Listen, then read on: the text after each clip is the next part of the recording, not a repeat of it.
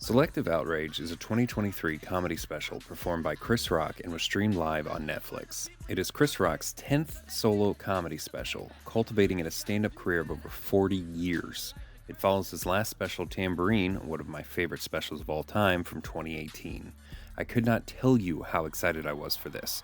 Chris Rock has been on the top of mainstream comedy since before I was born. His empire has a net worth of over $60 million. This man can do no wrong. This will be the comedy event of the year. I am so excited. Here we go. I'm going to try to do a show tonight without offending nobody, okay? I'm going to try my best. You know why? Because you never know who might get triggered. Hello, darkness, my old friend. What the f? Did I just hear one of the most celebrated comedians of my generation open his live comedy special by talking about being triggered? Did I just drink too much coffee and travel back to 2015? Boy, I sure hope that Ted Cruz guy doesn't win the election. This right here is the definition of hack.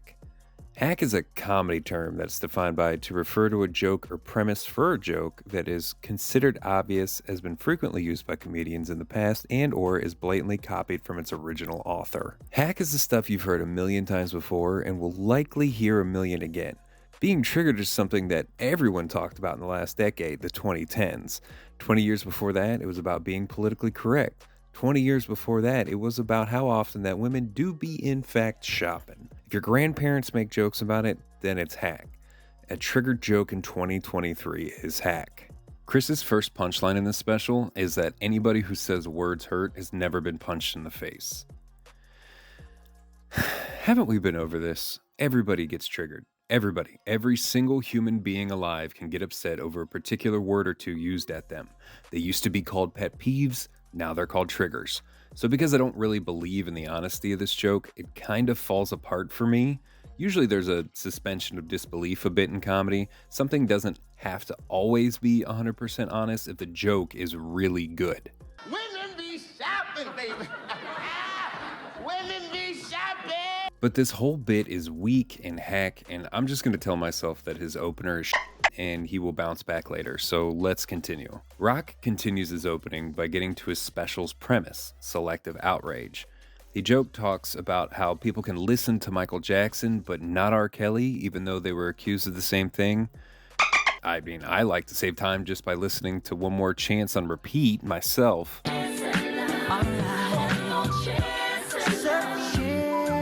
I can get that there are people who would do that though, so it's at least an agreeable premise.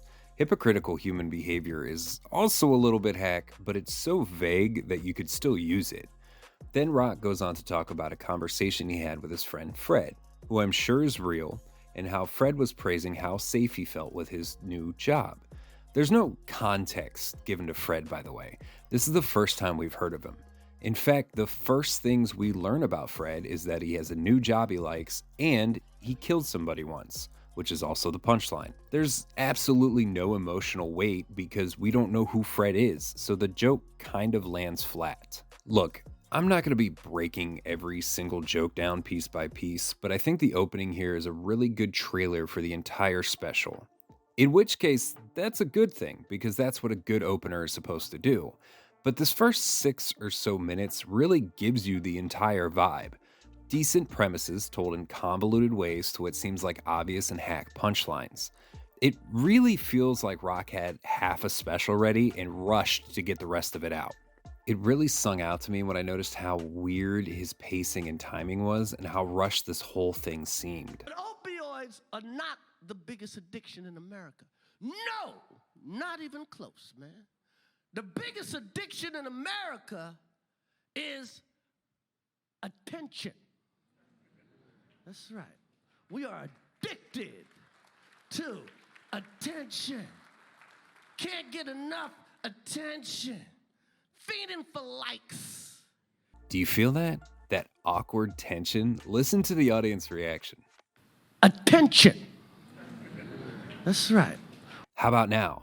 Do you feel it now, Mr. Krabs? The entire premise to this joke is that we all used to want love. Now we just want likes, and sometimes we post pictures of our food on social media because it is currently 2011.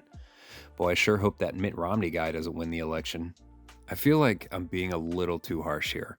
There are some decent foundations for jokes. There are some funny jokes here. Rock is talking about how Subaru donates $250 to charities when you buy a car from them. He says, how about you just sell me the car for $250 less? That is funny. I agree with him. I think what Subaru is doing is pointless and performative and will allow them to claim millions of extra dollars next tax season.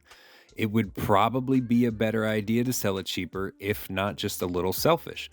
Then he says that every time Elon Musk sells a Tesla, he gets his dick sucked. That's funny. I mean, don't get me wrong. I think Elon is a little octopus,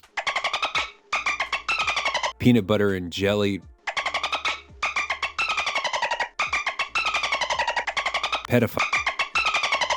But that is funny. It also feels a little out of place. Like, the only thing you're going to say negatively about Elon is that he looks weird because he gets his dick sucked too much. That's all you're going to do with that. Oh, okay. Yeah, that makes sense. I think, and emphasis on the think here, I think a part of the problem with this special is honestly the current political divide in America and Rock's closest friends being stinky little elite stinkers. Rock has always been a left to center kind of guy, progressive but not in your face about it, which is kind of the perfect political lineage for a mainstream entertainer. But now that the Overton window has moved on so far right, it has its own trad wife appreciation sock account. Jesus Christ, I need to get off the internet. It's difficult to talk about pop culture without making a political statement. It feels like he had one or two interesting things that he wanted to say, and he wanted to include the Oscar slap before it became too irrelevant, and filled the rest with just hot button items he hadn't clearly polished yet. His last special, Tambourine, was one of my absolute favorites from Rock. I don't know if I would say it was the funniest overall, but I think it was polished to a T, with material reflecting his own personal struggles being a divorcee and a father. It was poignant and mature, deeply profound, and was what a special should be after so many decades dominating the entire world of comedy. And then there's this. I know some people like, Chris, you rich. Yeah, I'm rich. But I identify as poor. Maybe that was my biggest problem with this special. My expectations were too high.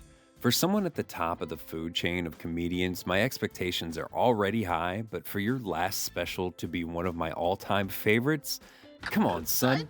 There was no way Selective Outrage could possibly come close to my expectations.